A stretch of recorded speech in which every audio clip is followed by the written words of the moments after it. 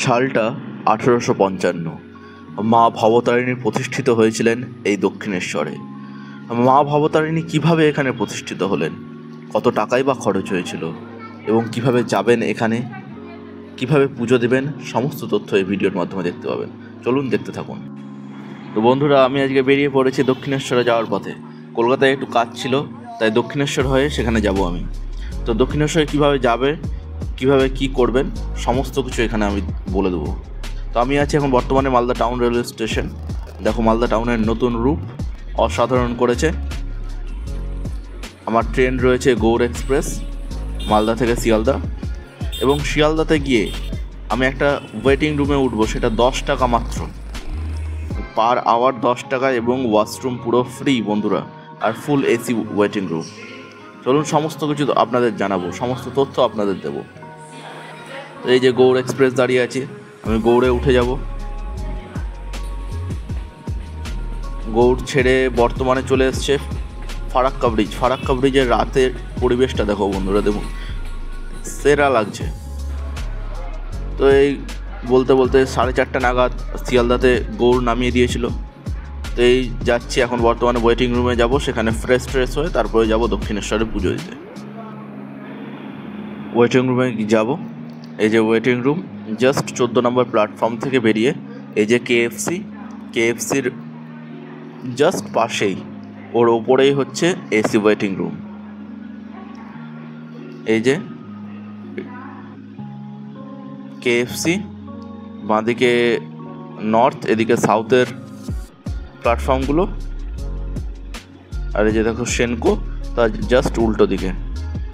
10 টাকায় পুরো washroom free এবং পুরো এসি। তো আমি সবাইকে সাজেস্ট করবো এখানে যাওয়ার জন্য। কিন্তু একটা ব্যাপার আছে যে এখানে রিজার্ভেশন টিকিট লাগবে অবশ্যই। তো এই যে পুরো এইরকম বসার ক্যাপাসিটি, ঠিক আছে। ওয়াশরুমটাও একটু দেখিয়ে দিই। এই যে ওয়াশরুম, পরিষ্কার পরিচ্ছন্ন, স্নান সমস্ত কিছুর ব্যবস্থা রয়েছে। এই সব কিছু ফ্রেশ হয়ে আমি বেরিয়ে গেছি। এবার যাচ্ছে প্ল্যাটফর্ম নাম্বার 1-এর দিকে, যেখানে আসবে হচ্ছে Dankuni passenger train, local train Dankuni passenger. সেই ডানকুনি প্যাসেঞ্জার ধরে আমি চলে যাব দক্ষিণেশ্বর। আর তোমরা সবাই ডানকুনি ধরেই যেও, ডানকুনি লোকালটাই যায় হচ্ছে দক্ষিণেশ্বর অবধি। এবং টাইমিং যদি কারো জানার থাকে আমি কমেন্টে জানিয়ে দেবো, কমেন্ট করো।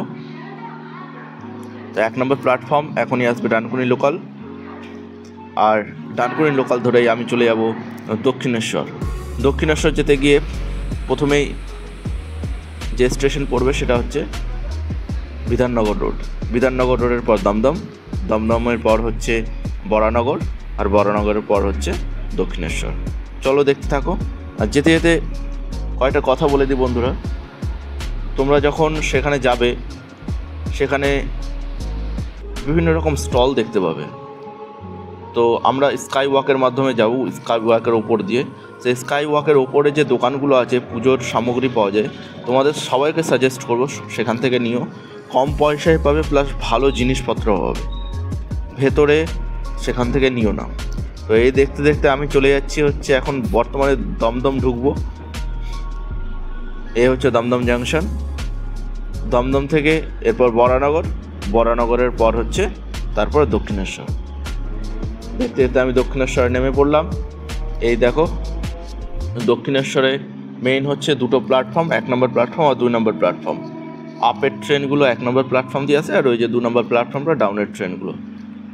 আর জাস্ট দক্ষিণেশ্বর নেমে সোজা হেঁটে যাবে, রেল লাইনের ওপর দিয়েই উল্টো দিকে ক্রস করে ওই যে স্কাই ওয়াক দেখা যাচ্ছে, চলো স্কাই ওয়াক দিয়েই আমরা যাব। আর এটা দিয়ে গিয়েই প্রথমে আমরা যেটা পাবো সেটা হচ্ছে ডান দিকে মেট্রো স্টেশন পাবো, এবং বাঁ দিকে স্কাই ওয়াক আছে। তো এই যে হেঁটে যাব।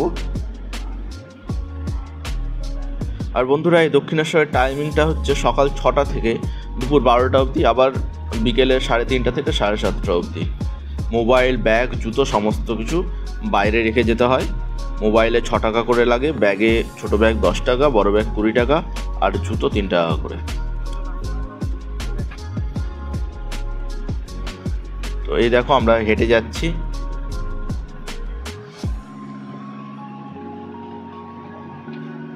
আর যদি কেউ ভোগ পেতে চাও তোমরা ভোগ পেতে পারো, সে 1টার পর থেকে ভোগ দেওয়া হয় এখানে। এই যে সোজা হচ্ছে স্কাই ওয়াক, ওই যে বাঁদিকে যেটা চলে গেল। আর এই যে ডান দিকে যেটা মন্দিরের মতো ওটা হচ্ছে রেল স্টেশনের টিকিট, আর এটা হচ্ছে মেট্রো। ডান দিকেরটা এটা মেট্রো। তো এই বাঁ দিক দিয়ে আমরা চলে যাবো স্কাই ওয়াক ধরে, একদম সোজা দক্ষিণেশ্বর মন্দিরের গেটে গিয়ে নামবো। একদম কোনো ঝামেলা নেই বন্ধুরা, আগে অনেক সমস্যা হতো, এখন সোজা একদম স্কাই ওয়াক ধরে একদম সোজা মন্দিরে গিয়ে নামবে, কোনো ডিস্টারবেন্স নেই। তো স্কাই ওয়াকটা দেখো খুব দারুণ লাগছে জাস্ট।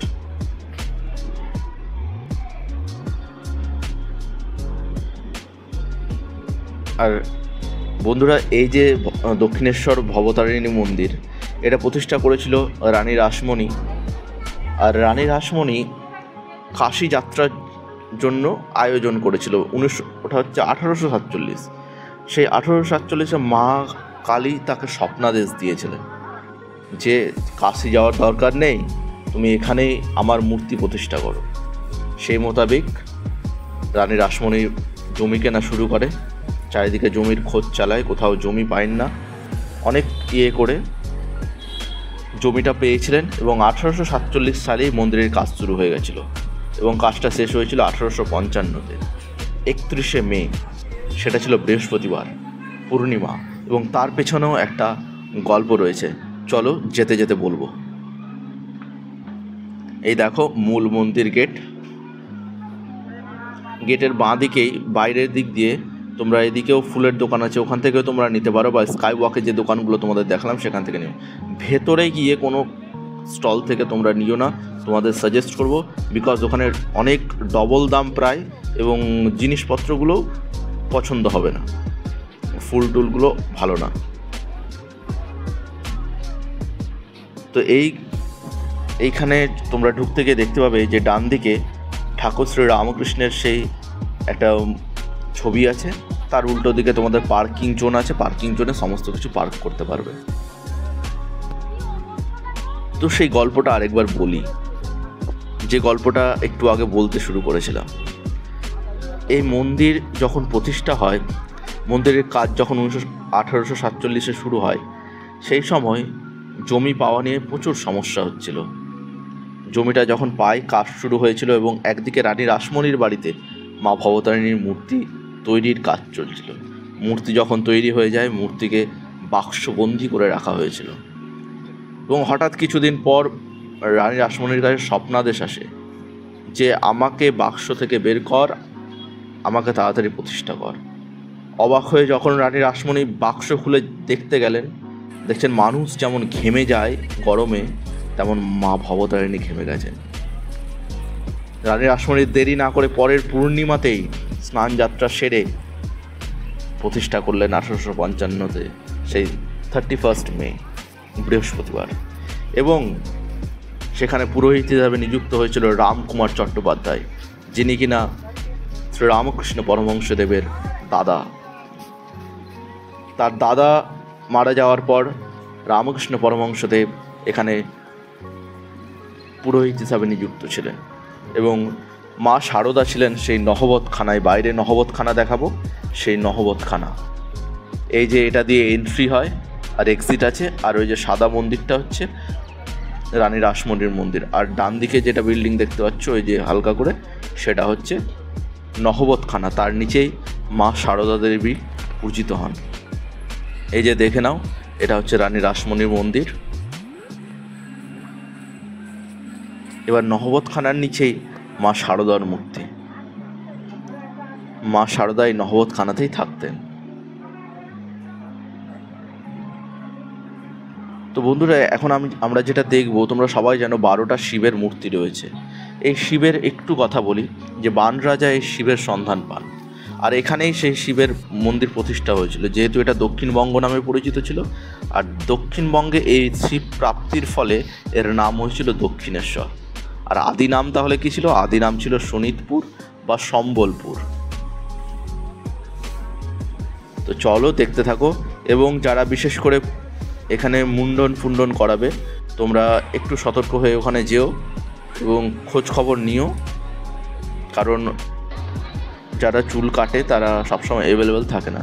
এই হচ্ছে এটা বিবেকানন্দ সেতু, আর এই একটা ঘাট, আর একটা ঘাট রয়েছে। দুটো ঘাটেই স্নান করা যায়, কোনো সমস্যা নেই। তবে এই ঘাটটা অনেক বেশি ভালো লাগে, যেটা শিব মন্দিরের পেছনটাতে একদম। আর তোমাদের দেখিয়ে দিই, এটা হচ্ছে দক্ষিণেশ্বর মেট্রো।